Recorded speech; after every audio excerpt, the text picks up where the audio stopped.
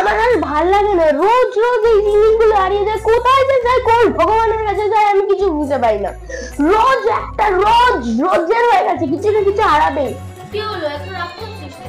আরে আজকে এই অফিসে আমি ঘড়িটা পরে গেছি, আজকে জাস্ট এখন আমি সন্ধ্যাবেলা বেরাবো, নেই ঘড়ি, হারিয়ে গেছে। মানে কালো কালো সেম হয়েছে, সেম পুরো সেম হয়েছে। সে বন্ধুদের সাথে ঘুরতে গেছি, চশমা পরে গেছিলাম, হারিয়ে গেছে। কোথায় যায় আমি কিছু বুঝি না, কোথায় দেখে। তুই তো রাগ করছিস কেন? রাগ করে কি? তো রাগ করবো না তো কি করবো, নাচবো? নাচ তো কখন বললাম? রাগ শরীরের পক্ষে ক্ষতিকর। রাগ শরীরের পক্ষে ক্ষতিকারক, তা আমি কি করবো? আমি তো আমার জিনিসটা আর পেয়ে যাবো না।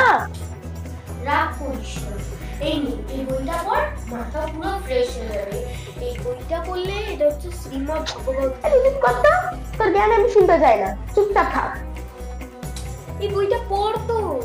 আমি এখন বইটা পড়ে কি করবো? আমার এই বইটা পড় তো। দে দে দে দে দে।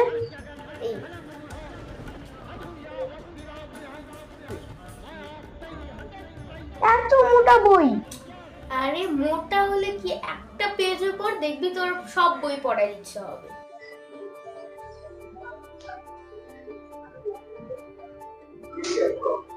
এখানে বাংলা লেখা, তুই জানিস না আমি বাংলায় পড়তে পারি না। ওটা ইংলিশে হয় না, ওই বই বাংলায় থাকে। তো তুই বানাবি?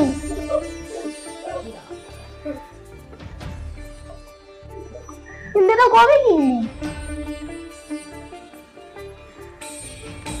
চাচা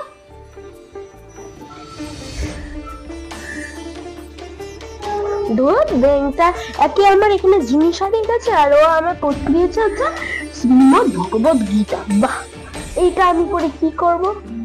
যাই হোক, যদি একটু টেনশন দূরে হয়ে যায় তাহলে তো ভালোই, কিন্তু পড়েই দেখো।